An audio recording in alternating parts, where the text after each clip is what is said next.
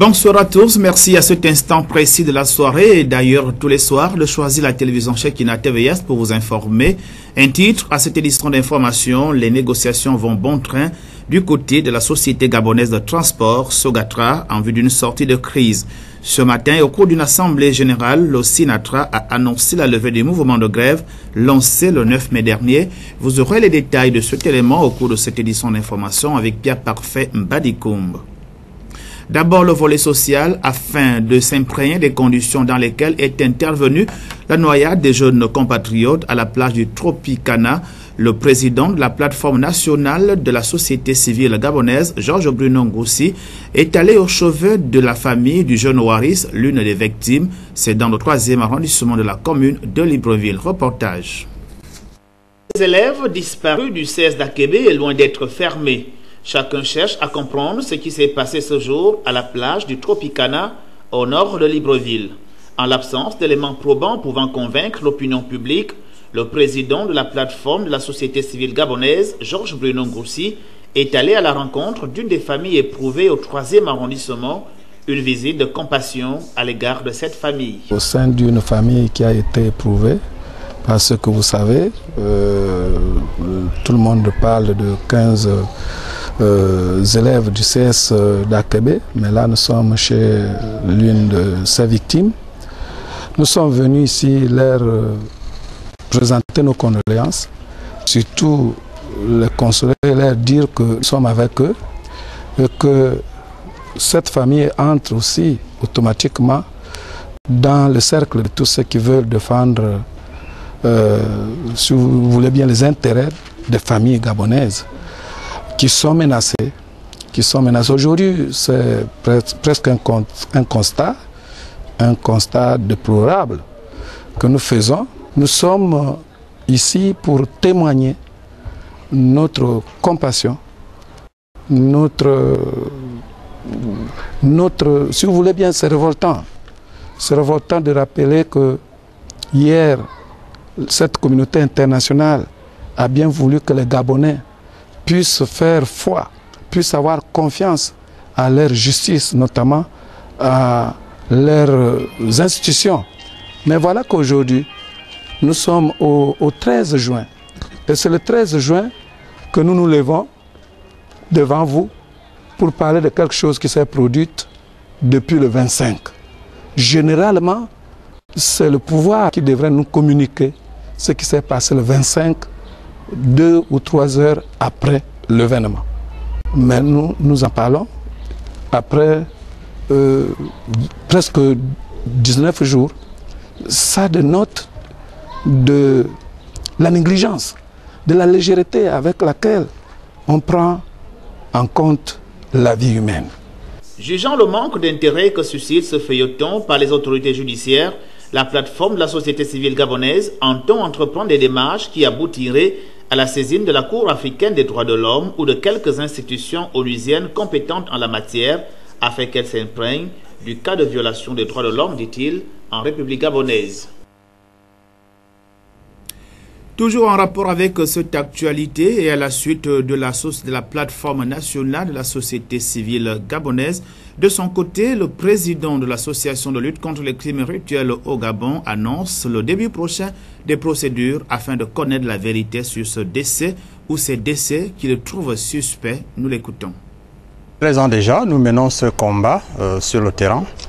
Et nous allons reprendre les plaidoyers auprès des hautes personnalités politiques, même les religieux au niveau du Gabon et au niveau international. Vous avez bien suivi le président de la plateforme de la société civile gabonaise qui a essayé d'énumérer les contacts que nous allons reprendre pour montrer à la communauté internationale qu'au Gabon, il n'y a pas de paix. La paix, elle se décrète.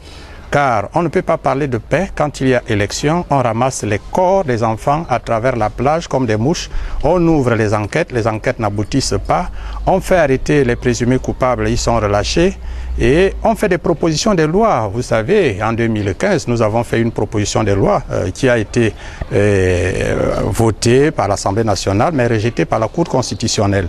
En 2013, vous avez bien suivi, nous avons remis un mémorandum au chef de l'État. Le mémorandum est déjà dans les casiers de l'histoire. Alors nous avons des yeux tournés vers la communauté internationale, parce qu'avec cette communauté internationale, elle doit sévir, elle doit faire pression à l'État gabonais qui a ratifié plusieurs conventions au niveau national et international en matière des droits de l'homme qui sont violés au quotidien dans notre pays. Alors nous ne vivons pas dans la paix et nous souhaiterons à ce que les parents que nous venons de rencontrer, on a déjà démarré sur le terrain, c'est le travail que nous faisons quotidiennement, c'est-à-dire assister les parents au niveau de la justice, au niveau de tout ce qu'il y a comme un soutien moral, en fonction de notre expérience, en fonction de nos disponibilités. C'est ce travail-là que nous avons entamé maintenant. Mais je voudrais profiter de l'occasion qui m'est offerte pour lancer un appel aux parents gabonais de faire attention. De faire attention, soyez vigilants, gardez vos enfants à la maison, essayez de contrôler les sorties des enfants. Les élections arrivent, comme d'habitude, nous allons encore pleurer nos enfants.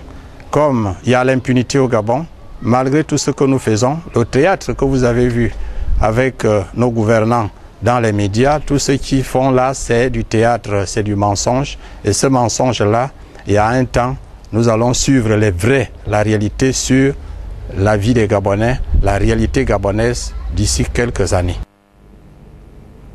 Nous restons toujours sur le volet social, maintenant secteur transport, et les choses semblent s'améliorer à la société gabonaise de transport Sogatra. Les agents de cette entreprise ont décidé ce matin de suspendre le mouvement de grève pour une durée de 3 mois. C'est ce qui ressort de l'Assemblée générale tenue au siège de cette entreprise. Le Sinatra explique le bien fondé de la restructuration et le paiement d'un mois de salaire. Le rendu avec Pierre Parfum Badikoum. Nous ne pouvons pas durcir le temps face à toutes les initiatives et les actions que Monsieur le ministre a prises pour la restructuration de la Sogatra. Nous avons la suspension déjà des personnes qui sont comptables de la situation chaotique de la Sogatra. Nous avons la mise en place du comité ad hoc pour la restructuration. Les commissions se font tous les jours et nous avons déjà des résultats probants parce que nous arrivons actuellement à déterminer quelle est la responsabilité des uns et des autres face à la gestion chaotique de la Sogatra. Ensuite, nous avons eu aujourd'hui encore le paiement d'un mois de salaire. C'est vrai que c'est 1 mois sur 5, mais nous voyons depuis le début de ce mouvement et depuis l'arrivée aux commandes de Monsieur le ministre des Transports et de la Logistique, Justin Nangoy, des avancées quant aux problèmes, aux revendications des agents de la Sogatra. Alors, quel est le but de cette Assemblée générale?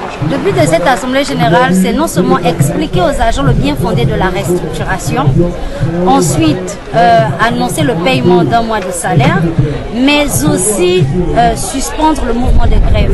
C'est-à-dire, nous ne levons pas parce que nous n'avons pas encore revendication totale. Et le deuxième point, c'est que la situation justement des différents retard de salaire quant à la situation financière du pays. Monsieur le ministre, là aussi, il a pris son engagement. Il a pris son engagement au-delà justement des 5 mois d'arriéré de salaire. Il a pris son engagement quant à l'épurement de la dette salariale justement des agents Sogatra. Et ce qu'il faut retenir là-dessus, c'est que nous avons quand même eu depuis le 20 avril, lors de nos premiers mouvements, avant justement la mise en place, avant justement le déclenchement de ce mouvement de grève qui a eu lieu le 9 mai 2018, nous avons eu quand même le paiement des arriérés de salaire de 2017, à savoir novembre, décembre.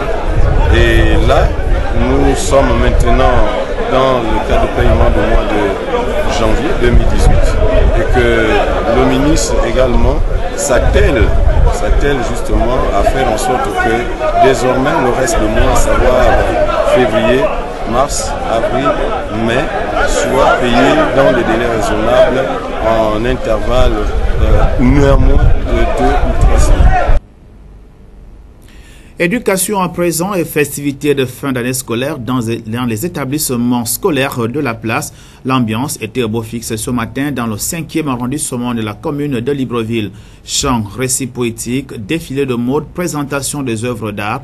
Voici les principales activités au centre préscolaire municipal de l'Alala relative à la fin de l'année scolaire dans cet établissement. Était présent pour notre rédaction Ephraim Biyogejo et Floria Siondo. Clap de fin pour les activités scolaires 2017-2018 pour les jeunes élèves du centre préscolaire municipal de l'Alala. Parmi les activités présentées aux parents des 10 apprenants figuraient en bonne place les jeux d'éveil, les récits poétiques, la rédaction des chiffres, la danse, la présentation des œuvres d'art conçues à la main par les enseignants et les élèves, ainsi que le défilé de mode, autant d'activités qui a su mettre en exergue le niveau de créativité de ces enfants. Nous allons voyager pendant les vacances. On va se poser. On va déjà en vacances. Les vacances. Le centre préscolaire municipal de l'Alala renoue avec le bon déroulement de ses activités après plusieurs mois de disette imputés au cadre jadiste vétuste. Je remercie les parents qui nous ont fait confiance. Oui, l'année dernière on avait 20. Ces 20 parents n'étaient pas obligés d'amener leurs enfants, vu l'état de l'établissement. Mais ils l'ont fait. Cette année, avec l'évolution, les autres se sont ajoutés. Et je suis sûr d'une chose, que l'année prochaine, on aura 120 fois 2. Aujourd'hui, grâce à la contribution de la présidente du conseil municipal de la commune de Libreville, cet établissement de référence et d'utilité publique a pu bénéficier d'une cure de jouvence et compte un effectif aujourd'hui de près de 120 élèves. J'aurais voulu lui dire de vive voix merci. Merci maman pour ce cœur de mère. Merci parce que il y a de cela un an, notre établissement ne ressemblait plus à rien. Il était dans un état de délabrement très avancé, au point où ça nous critiquait devant nous-mêmes sans savoir que je suis directrice ou maîtresse de l'école du village. C'est le nom qu'on nous avait attribué jusqu'à l'année dernière. Parce qu'effectivement, cet établissement ressemblait à l'école du village. Et encore que, dans certains villages, comme dans le mien, à l'Enbon Balancia Madrid, l'école ne ressemble pas à une école du village. C'est une école moderne. Mais elle a pris ce problème à cœur parce qu'elle tient à l'épanouissement des enfants. Elle tient à leur bien-être. Elle tient à ce que les conditions de travail soient réunies pour que ces enfants évoluent dans un cadre approprié. C'est ainsi que elle a fait ce que vous-même vous voyez. Ce qui veut dire, ce qui fait en sorte que l'année dernière, pour tout l'établissement, j'avais un effectif de 20 enfants. Je dis bien 20. Une aussi grande école qui est constituée de 8 salles de classe. Je n'avais que 20. Profitant de ces retrouvailles, occasion d'autant plus propice pour souhaiter une bonne fête des mères et pères à toutes les personnes présentes, bien que celles-ci soient en différé, va s'en suivre une remise des présents, histoire de clore l'année scolaire 2017-2018, tout en beauté. C'était aussi l'ambiance quasiment de fête à Port-Gentil, au quartier Matanda, dans le 4e arrondissement de cette commune, à l'arrivée des responsables de la plateforme associative, Association de jeunes volontaires émergents AGEV, accueillis en fanfare dans ce quartier par les populations qui y résident. Un reportage de nos confrères des Médias Plus. C'est une mobilisation sans précédent et un accueil en fanfare qui a été réservé à l'association des jeunes émergents volontaires conduite par son membre d'honneur au quartier Matanda Igiri. Une visite dans cette partie du 4e arrondissement en réponse à l'adhésion massive des jeunes de ce quartier à l'AGEV, marquant ainsi leur désir de participer à son développement. Nous avons habité à Matiti, nous avons habité à Roger Butin et nous avons comme condisciples de classe nos frères qui ont grandi et ont vécu ici. Les Gabonaux béninois, nos frères qui n'ont jamais vu la terre béninoise, mais qui ont été au Gabon et qui continuent à subir et à supporter nos petites caprices à la gabonitude. Ils sont gabonais. Voici la jeunesse, voici le relais. Dans le cadre associatif, ils se sont donnés, ils ont donné du cœur, ils ont dit, nous devons aussi contribuer au développement de ce pays qui nous a tétés. C'est pourquoi ils sont là. Au menu des échanges entre la coordination provinciale de l'AGEV G8 et leurs compatriotes, quelques préoccupations qui minent leur quotidien. L'aménagement de la voie partant de l'entrée de la cité jusqu'au débarcadère. Les populations éprouvent d'énormes difficultés à pouvoir vaquer paisiblement dans leurs occupations quotidiennes à cause de l'état défectueux de notre principale route, surtout en saison de pluie. De même, l'inexistence d'une infirmerie dans notre quartier prive nos populations des premiers soins médicaux. En réponse, le membre d'honneur prendra l'engagement d'œuvrer aux côtés de ses frères pour apporter quelques solutions. La route est en très mauvais état et nous devrons ensemble faire en sorte que les voitures partent de la route là-bas jusqu'ici comme c'était dans le passé. Ça va nous coûter de l'argent, je sais, mais il n'y a rien sans sacrifice. Et pour vous, nous allons nous battre pour faire ce sacrifice. S'il y a un local qui est prévu pour l'infirmerie, nous allons faire comme nous avons fait à Ndougou. À Ndougou, nous avons mis 2 infirmiers et nous avons payé des médicaments. Donc pour cela, pour l'infirmerie, nous allons payer des médicaments pour 3 millions de francs CFA pour l'infirmerie. Une avance d'1 million de francs CFA a été remise au chef Albert pour les 10 médicaments. Le volet culturel a constitué la trame de cette rencontre de la fraternité. Le rappel de cette actualité capitale, il s'agit du ministre d'État, ministre de l'Intérieur, Lambert Noël Mata, qui était face aux hommes et femmes des médias à l'occasion d'un échange relatif au coup d'envoi de la révision de la liste électorale qui concerne le renouvellement de 143 sièges de députés et des membres des conseillers municipaux et départementaux. Ephraim Bioguedzo, reportage. C'est officiel, la date arrêtée pour l'opération de révision des listes électorales au Gabon est connue. Cela après les échanges entre les détenteurs du portefeuille du ministère de l'Intérieur et la presse nationale et internationale. Le jardin public de l'immeuble ministériel abritant les 10 services a notamment servi de cadre à ces retrouvailles. La révision des dites listes électorales a pour effet immédiat la constitution de la liste électorale devant servir au scrutin des 143 sièges des députés et à celui lié aux membres des conseils municipaux et départementaux. Conformément à l'ordonnance prise dans cette disposition transitoire, les opérations de révision de la liste électorale vont durer 15 jours, un temps largement suffisant, soulignera Lambert Noël Mata, ministre d'État, ministre de l'Intérieur. D'autant plus que l'expérience sur le terrain démontre que les nations plus peuplées que le Gabon procèdent à cette opération identique en si peu de jours.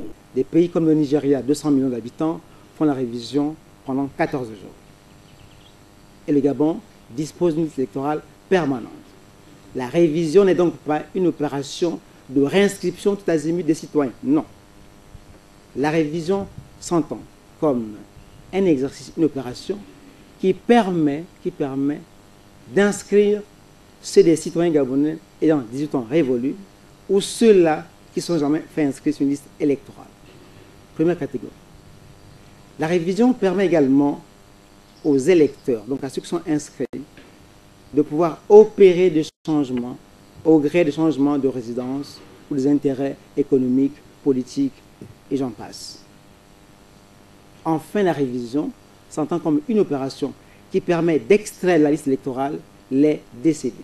Les décédés ne s'auto-extraient pas d'une liste électorale. Il faut donc que l'administration dispose de certificats de décès ou alors recueille les déclarations des électeurs qui viennent faire état à l'administration du décès de X, de Y. Cette opération, naturellement, donne lieu à vérification. Ceux qui font les déclarations leurs identités sont relevées pour éviter qu'on ne vienne faire de fausses déclarations. S'agissant de la ressource humaine, du matériel dédié à ce processus, Lambert Noël Mata rassure les populations. Les équipements informatiques, les kits d'enrôlement, le matériel électoral, c'est-à-dire les urnes, les isoloirs,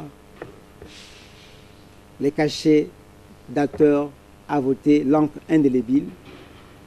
Tout ceci fait partie de cet ensemble qu'on appelle opération préélectorale, qui sont donc des missions du gouvernement. Sur ce point, les urnes, les isoloirs, le petit matériel, tout est prêt. La formation des formateurs a eu lieu. Au moment où je vous parle, a lieu la remise à niveau des agents enrôleurs qui durera jusqu'à demain, de sorte que vendredi commencent véritablement les opérations d'enrôlement. Le gouvernement, je le réitère, est prêt en ce qui concerne les missions qui lui sont dévolues. Peuvent prendre part à cette échéance, avoir 18 ans révolus pour les nationaux en âge de voter, se munir d'un acte de naissance ou jugement supplétif, un passeport ou une carte nationale d'identité, se rendre immédiatement dans les différents centres agréés. Le Maroc et la France sont les deux pôles de l'actualité hors de nos frontières. Dans cette édition d'information, d'abord le Maroc et à la rupture du jeûne, certains sportifs préfèrent plutôt pratiquer le sport dans les différents coins de la ville de Casablanca. Reportage. De la rue. Les sportifs, occasionnels et confirmés, s'activent. La pratique de l'exercice physique à l'occasion du Ramadan est de plus en plus répandue chez les Marocains. C'est un peu une détox qu'on fait annuellement. C'est vraiment, on purifie le corps et l'esprit. C'est l'occasion de faire du sport pour perdre un peu de poids. Perdre du poids, une bonne résolution pour de nombreux Marocains pendant le Ramadan. Chaque semaine, cette nutritionniste dispense conseils et informations durant le mois sacré auprès des auditeurs. Car dans la pratique, difficile de ne pas succomber aux repas gras et sucrés au moment de passer à table. Il faut commencer par de l'eau à température ambiante, consommer 3 dates, se reposer un petit peu pour laisser à notre estomac le temps de s'adapter et de comprendre qu'il va recevoir de la nourriture et éviter les grignotages parce que du ftour jusqu'à sahur, on va beaucoup grignoter et ça peut être mauvais. Pour une partie de la population urbaine et aisée, le Ramadan détox passe aussi par une démarche de bien-être. En bord de mer, ce cours de yoga est organisé spécialement durant le mois de jeûne. Ramadan, c'est vraiment la période où les gens de tout âge vont chercher des activités pour se détendre, pour ne pas sentir le temps passer, avant d'arriver au moment du ftour où on va aller rompre le jeûne. Et du coup, c'est un moment aussi qui vient participer à l'équilibre qu'on recherche pendant ce mois entre une bonne alimentation, une bonne hygiène de vie. Au coucher du soleil, place au repas de rupture du jeûne. La récente tendance du manger sain fait recette dans cet établissement select du littoral. Ça fait 3 ans que les gens sont beaucoup plus healthy, beaucoup plus dans le détox, dans tout ce qui est bio, tout ce qui est sain. La culture du bien-être, un commerce florissant pendant le Ramadan, une tendance qui reste toutefois peu accessible à la majorité des Marocains. En France, pour des aides sociales efficaces, Emmanuel Macron, le président français, dévoile ses pistes pour la protection des personnes vulnérables, voire fragiles. Reportage. Engage sur scène ce matin pour des aides sociales plus efficaces, message destiné aux plus fragiles. C'est cela le combat que je veux pour ce quinquennat. Une vie digne. Et une vie digne, ça ne veut pas dire promettre de rester là où on est né. Ça ne veut pas dire promettre de rester là où on est tombé. Ça veut dire avoir une société qui vous donne les conditions de cette dignité. Et puis, il y a le langage familier tenu hier soir à l'Elysée, diffusé sur Twitter par sa directrice de communication. Et donc, on met un pognon de dingue dans des minima sociaux, les gens ils sont quand même pauvres. On n'en sort pas. Les gens qui restent pauvres, ils restent pauvres. Ceux qui tombent pauvres, ils restent pauvres. On doit avoir un truc qui permet aux gens de s'en sortir. On met trop de pognon, on déresponsabilise et on est dans le curatif. Cette vidéo n'a rien d'un dérapage. Le vocabulaire utilisé, pognon, pauvre, est destiné à frapper les esprits. Mais à gauche comme à droite, on s'indigne. Du pognon, on en a mis beaucoup, comme il dit. Mais on en a mis beaucoup où?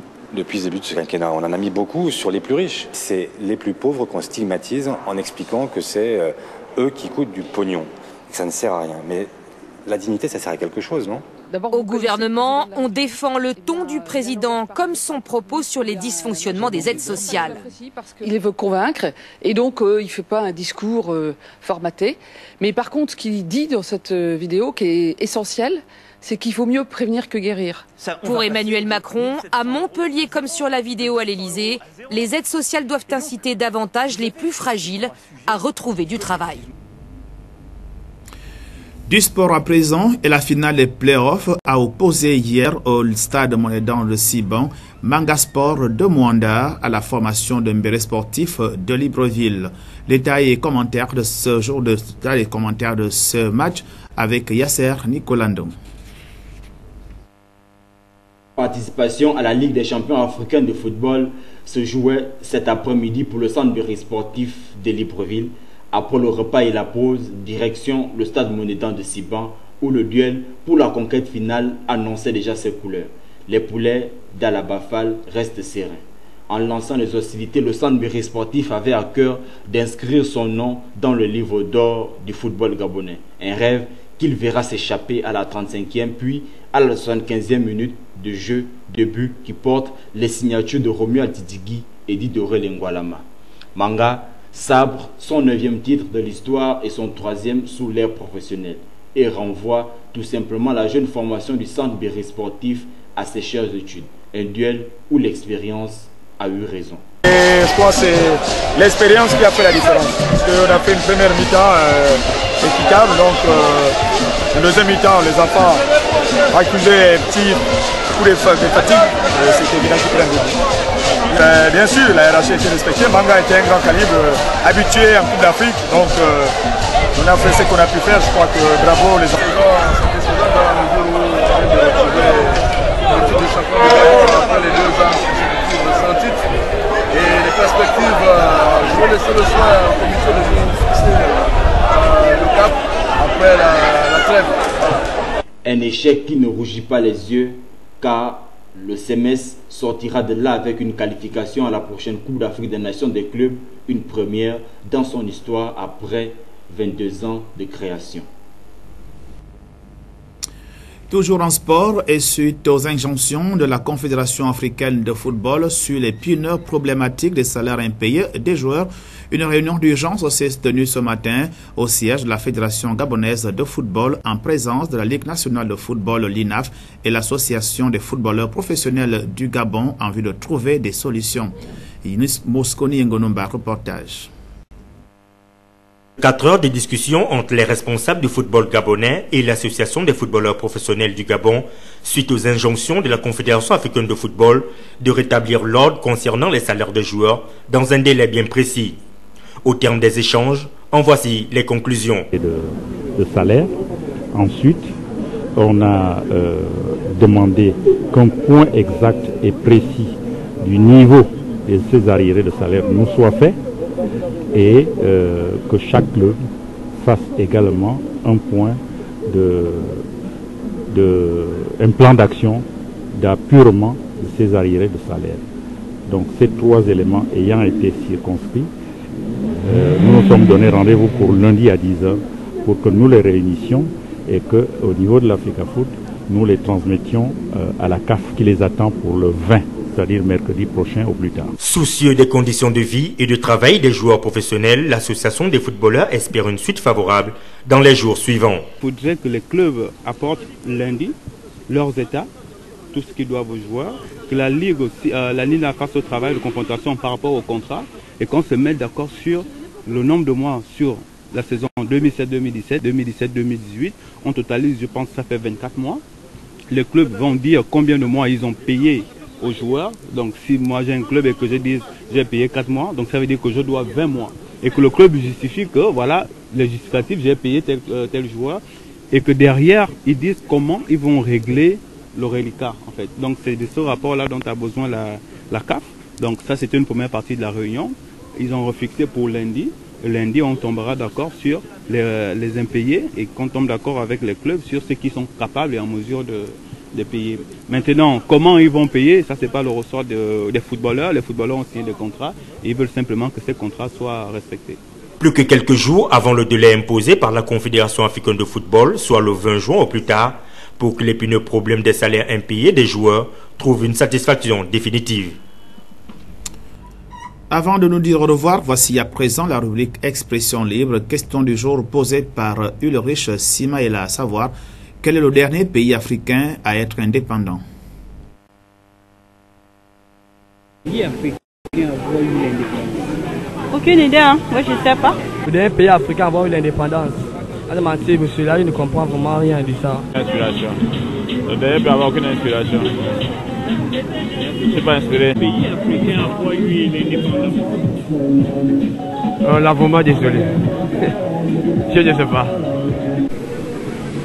Aucune idée. Non, aucune idée. Je ne connais pas. Je ne sais pas. Mais on a reçu les indépendances depuis. Mais au moins, il y a un pays qui était le dernier. Qui est le Gabon?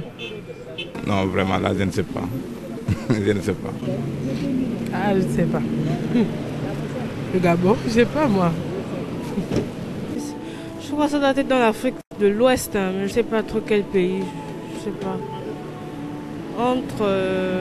Moi, je sais pas, je crois que ça doit être dans l'Afrique de l'Ouest, mais je ne sais pas bien quel pays. Le nom du dernier pays à avoir reçu l'indépendance. Bon, je n'ai totalement aucune idée. Hein. Bon, en fait, ça saute un peu dans ma tête. Quel pays africain? Vous pensez que les pays africains sont indépendants? En tout cas, ce n'est pas le Gabon. Les pays africains ont eu la pousse. Le Soudan du Sud, le dernier pays africain à être indépendant, et son indépendance fut déclarée le 9 juillet 2011. C'est la fin de ce journal. Merci de l'avoir regardé.